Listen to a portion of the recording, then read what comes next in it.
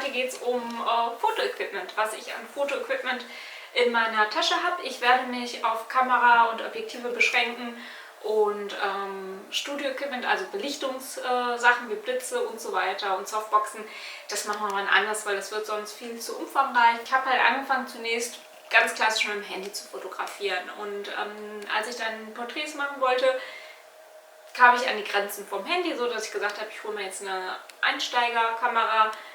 Für mich war klar, dass ich eine Kamera haben wollte, weil das einfacher ist zum Lernen. You see what you get. Nee, you get what you see. Andersrum. Genau, also ich wollte halt eine Systemkamera, weil man dann direkt in der Kamera schon sehen kann, wie das Bild fertig aussehen möchte. Und da ist natürlich der Lerneffekt ziemlich, oder die Lernkurve steiler als bei der Spiegelreflex, zumindest für mich persönlich.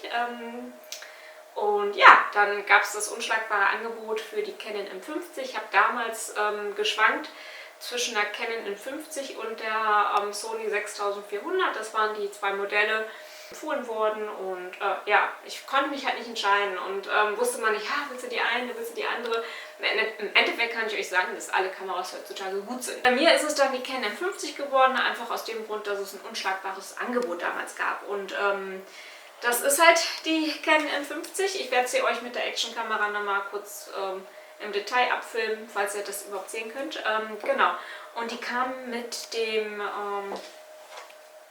Kit-Objektiv 1545, ja, das ich ehrlich gesagt gar nicht so viel benutzt habe.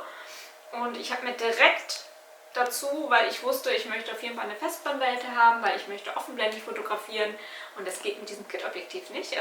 Ich hatte mich ja wie immer vorher, also ich bin jemand, ich lese mich überall rein und ja, mir war klar, ich möchte auf jeden Fall offenblendig. Und dann habe ich mir direkt dazu das 5018, also den Joghurtbecher, wie man ihn nennt, geholt mit einem Adapter von Meike. Und genau, habe damit meine ersten Porträtshootings gemacht, lief auch wunderbar, war richtig gut. Und dann war das so, dass ich halt aber auch öfters wandern gegangen bin. Und ja, da war mir das mit dem 50er einfach sehr groß, sehr sperrig. Und auch nicht weitwinklig genug. Also ich konnte damit wunderbare Detailshots und sowas machen, aber halt die Landschaft an sich nicht. Und deswegen habe ich mir dann damals gebraucht, das kleine, was hier drauf ist, das ist ein Pancake, das ist das 2220er und das war super. Also für das Wandern war es perfekt. Die ist auch mit 2.0 relativ offenblendig. Wir müssen natürlich davon ausgehen, dass es eine APS-C-Kamera, das heißt, dass ein Crop-Faktor ist, das geht im Grunde genommen um die Sensorgröße. Ihr braucht da gar nicht so ins Detail zu gehen, aber auf jeden Fall ist der Sensor von der APS-C-Kamera deutlich kleiner als der Sensor von einer Vollformatkamera. Und deswegen wirkt das Objektiv also anders und auch die Blendenöffnung anders. Das heißt, man muss es immer, bei der Kamera ist das mal 1,6 nehmen. Das heißt, das 22er entspricht im Vollformat oder in Kleinbildkamera nennt man das einem 35er. Also damit konnte ich tatsächlich auch ein paar Porträts machen, wobei ich tatsächlich das mehr für die Landschaft genutzt habe. Und dann war das so, dass ich noch offenblendiger, noch mehr Bokeh wollte und ein Objektiv wollte, wo ich die Menschen mehr rannehmen konnte. Das 50 mm, was ich hatte, wirkt wie auf der Vollformat im 85er ungefähr. Und ja, dann, wenn man halt günstig gute Objektive möchte, kommt man irgendwie um Sigma gar nicht rum. Und dann habe ich mir das Sigma, das 30-1/4er geholt. Und was soll ich sagen, das ist, ab da hat das auf meiner Kamera gewohnt. Also ich habe mir das wirklich, außer zum Wandern, weil mir das zu schwer war, aber sonst für die Porträts habe ich eigentlich nur noch mit dem gearbeitet. Das war super, das war auch richtig gut. Ich habe letztendlich ein Jahr mit der Canon M50 fotografiert. Also das erste Jahr Porträtfotografie hat sie mich begleitet. Und dann kam der Punkt, wo ich festgestellt hatte, ich liebe es, düster zu fotografieren. Also da, wo wenig Licht ist, mit viel Schatten.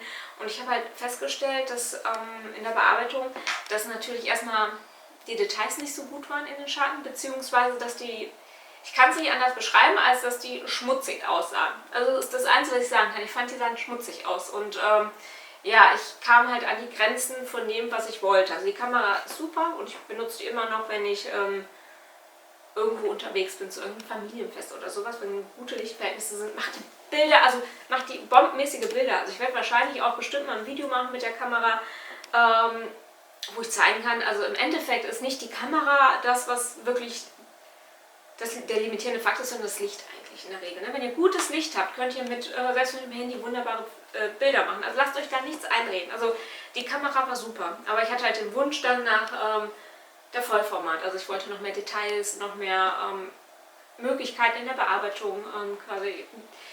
Ja, und dann kam man kam die Frage, welche Vollformatkamera möchte ich nehmen. Und ja, man sieht, ich habe hier Canon, aber letztendlich sind das ja alles APS-C, außer das 50er hier, sind alles APS-C Objektive. Das heißt, die kann ich nicht auf die Vollformat von Canon draufsetzen, weil es gibt eine Vignettierung, weil die halt kleiner sind, ne, weil die eigentlich für den kleineren Sensor ausgelegt sind.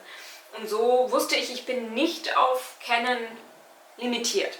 Und dann war die Frage, ja, welches System nimmst du? Und im Endeffekt gibt es natürlich die großen Systeme, Canon, Sony, Nikon, Panasonic, Olympus. Also das sind, glaube ich, es gibt, glaube ich, auch von Sigma welche, aber ich sag mal die wirklich großen. Ne? Und für mich war die Sache, dass, wie ihr sehen könnt, ich habe sehr, sehr kleine Hände. Und ich war mir klar, mir ist es super wichtig, dass meine Kamera leicht ist. Dass die klein ist, dass sie leicht ist, dass sie handlich in der Hand liegt, das hört sich doof an, ne? Dass die handlich ist, so. Und ja, dann war das Canon-System einfach schon mal raus. Ich hatte meine Canon mit einer 85er in der Hand, die R6. Das war nämlich das, was mich interessierte, und es war mir einfach zu schwer. Also die Sache ist, ich muss es mit einer Hand managen können, weil ich häufig Störer mit der anderen Hand vor die Kamera setze, ein Prisma oder irgendwas anderes oder halt einen Reflektor halte. Und oder auch gestikuliere, einfach dem Modell halt immer gerne Anweisungen zeige, wo sie hingucken muss, und deswegen war mir klar, ich muss es mit einer Hand. Bin ich bei Sony geblieben. Ich habe die Sony Alpha 7 III im super Angebot erstanden, direkt mit dem 50-1.8er, und ja, das ist die, mit der ich gerade filme, und ja, da war ich super glücklich. Ich glaube, ich habe fast bestimmt mehr als ein halbes Jahr mit dem 50-1.8er fotografiert, oder 3/4 Jahr sogar, also sehr lange, und es war perfekt. Also ich liebe die 50-1.8er, das ist das günstigste Objektiv, was ihr bei jeder Kamera dazu kriegt, und das, was ich euch auch als erstes empfehlen würde, ne? Weil damit macht ihr nichts verkehrt, und ja, habt mit 1.8 auch eine wunderschöne Offenblende, und genau. Und dann war als nächstes, glaube ich, der Wunsch nach einer klassischen Porträtlinse. Die meisten wissen wahrscheinlich, was schon kommt. Das Sony 85-1.8er. Das habe ich mir dann geholt tatsächlich. Und ja, ich hatte halt überlegt, ob ich 1.8 oder ob ich direkt mir einen 1.4er hole. Aber auch da ist das Problem tatsächlich, dass ich mit der Hand das wird mir zu schwer. Das ging halt nicht. Und deswegen habe ich das 85-1.8er genommen und bin damit super happy. Also das ist auch die, glaube ich, die ich mit am meisten verwende. Und mit der ich auch super glücklich bin. Genau, die kann ich euch empfehlen. Die ist gestochen scharf, die ist mega gut, die Linse. Und genau, ich wusste immer nicht, weitwinklig, kann ich es, will ich es, wollte es aber gerne mal ausprobieren, ne? Um zu gucken, ob ich da so reinkomme in das Thema, und wollte da aber nicht so viel investieren. Und dann kam bei Amazon, ist auch alles hier unbezahlte Werbung, ne? Muss man, glaube ich, wieder einmal dazu sagen, kam ein super Angebot für den Tamron, das 35-2.8er. Und ich habe es für 120 Euro, glaube ich, geschossen. Also ist geschenkt. Das hat Autofokus, ne? Ist keine manuelle Linse, es hat wirklich einen Autofokus. Und ja, was soll ich sagen? Es ist mega gut, das ist gestochen scharf. Ich kann nichts kritisieren an dem Objektiv. Der Autofokus funktioniert, zuverlässig.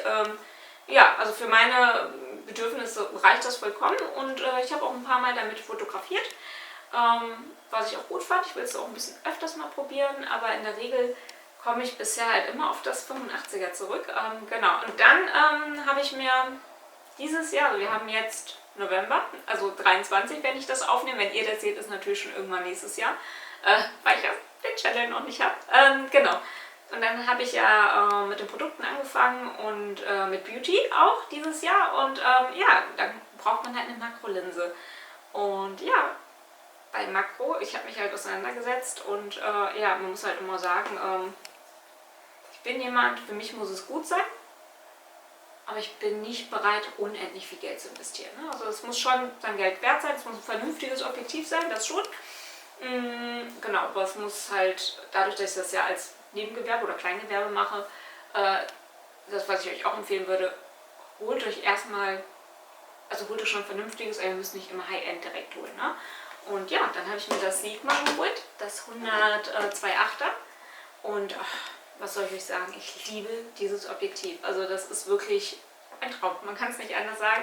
Ich habe das jetzt so oft benutzt für die Beauty-Shootings, für Produktfotografie und ja, das ist grandios. Es ist halt wirklich, ich weiß, alle anderen werden mir sagen, das ist nicht schwer. Also für mich persönlich ist es schwer und ich kann tatsächlich auch nur begrenzt damit shooten, aber es ist halt eine wahre Freude, muss man sagen. Also wirklich, 2,8er Blende ist ein Traum, dieses gestochen scharf, man kann richtig nah dran gehen durch diese Makrofähigkeit und ja, ich liebe es. Genau, und ja, das sind halt meine Objektive, alle die ich habe bis jetzt. Und die Kameras, die ich habe. Ja, und grundsätzlich... Achso, was ich noch habe, ist die kleine Action-Kamera, die habe ich mir jetzt ganz neu geholt. Das ist eine SJ-Cam. Ich kann euch dazu noch nichts sagen. Ich werde es aber zum ersten Mal austesten. Das wollte ich halt mitnehmen wegen euch, also wegen YouTube, um beim Shootings mal von meinem Point of View, also aus meiner Perspektive, zu filmen, damit ihr einfach mehr Perspektiven habt. Ne? Im Endeffekt die YouTube-Videos, die meistens tatsächlich, die ihr gesehen habt, außer jetzt die hier, die Talk-Videos, die wo ich shoote, die sind tatsächlich mit der Canon M50 aufgenommen, für die, die es interessiert. Und ja,